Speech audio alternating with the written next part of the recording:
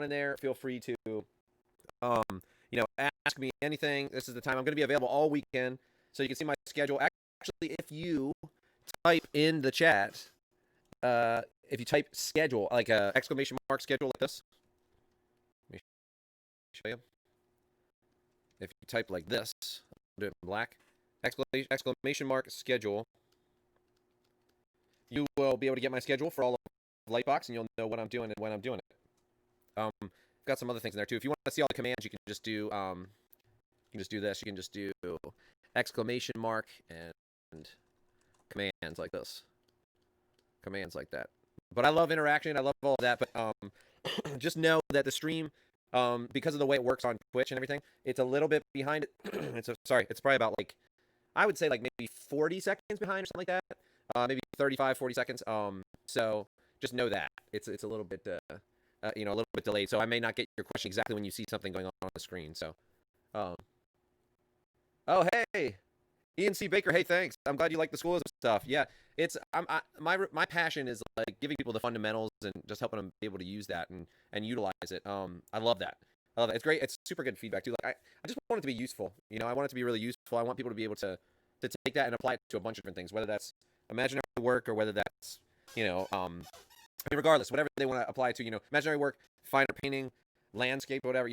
I'm hoping that information it hits the fundamentals and ticks those boxes enough to be able to do that. So let's dive into what I'm doing today. We got 4 hours here. We got 4 hours here, so this is gonna be fun. I've got a couple different references. I've got my daughter Violet and my son Sam. If I get the chance, I always hey, what's up, Cascadia? Thank you for the follow. I always, if I get the chance, want to paint my family. They're my favorite to paint. Absolutely 100%. They're my favorite to paint. And so any chance I can get to sort of study them, I do. I want to. And the difference, it's very interesting because we just went to the beach. We just got back from the beach. And my daughter is kind of more, hey, fantasy fan, thank you for the follow. Welcome. Glad you guys are here. Glad you guys are here. But they have like different skin tones. So my daughter has this, like he's definitely, like there's a difference in the picture, but it's interesting that the camera picked up on sort of their difference in their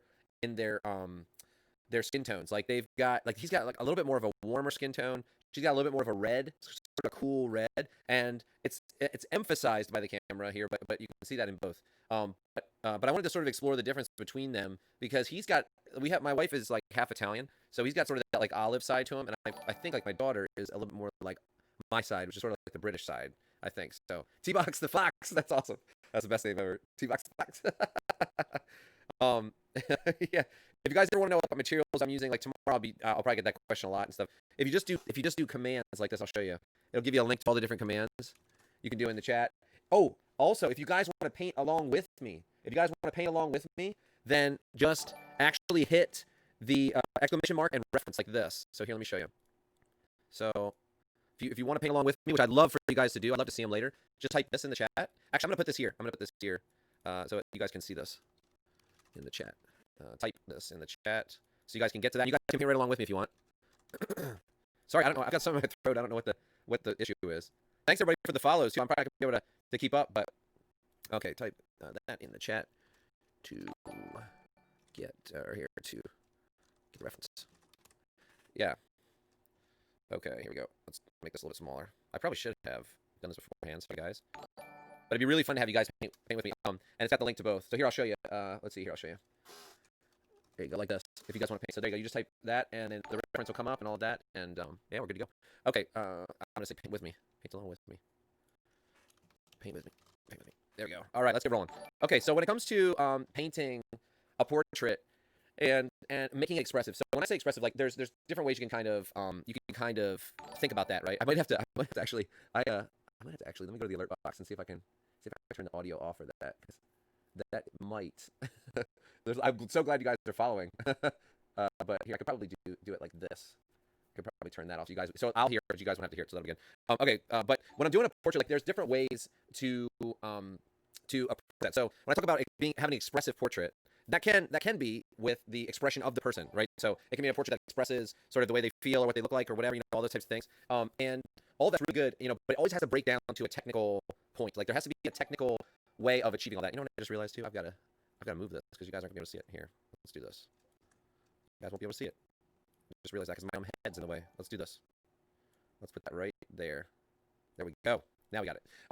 So it always has to break down to that. Like I remember Richard Schmidt saying, you know, you can't just say I want the innocence in this girl's eyes and I want this and I want that. Like you can't really just say that, you know, ambiguously. You have to break it down to something technical. So it's really going to break down to proportion, value, edge, or color, even composition, things like that. It's going to break down to that. There's a technical way to get that feeling across, and so when you want an expressive portrait, you've got to break it down to technique. But then also, I think the brushworks should sort of the brushworks it should be like it should go with that idea. So if you want something that's expressive, the brushwork needs to showcase that. You know what I mean? And so just blending and having it's fine, totally fine, not a problem at all. Like it's a different style. You know, I'm not saying one style is better than the other, but if you want expressive strokes, getting something that you know you can sort of put the stroke there and leave it.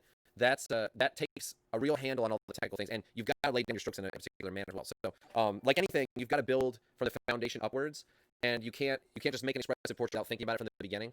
So let me move this too. I'm going to move this over here, just right here, so you guys can. Thanks everybody for the follow. This is awesome. You guys are great. Let's see. Okay. So the way that I approach things, like if some of you have taken my classes before, you might have seen this, but the way that I approach things, especially when I'm doing a study more like this, I tend to approach it more visually. So instead of in reality, like when I sit down to do something, depending on what I'm doing, if I'm doing it from my imagination, then I will work with construction. So let's say I have a person's head, I can build it up based on, you know, a cube. I can build it up based on that, right? And say let's construct a person's head, and let's build it up like that, like as a form. I can do all that, but a lot of times when I'm doing studies and learning to observe from reality, which is what I'm doing here, I'll do it based on the shapes of light and dark. So what I'm going to be doing here is breaking this down basically to the shapes of light and dark, and I'll show you. And before I jump in and start doing a block in and really committing there, I'll show you what I want to check and make sure you guys don't have any questions too as well.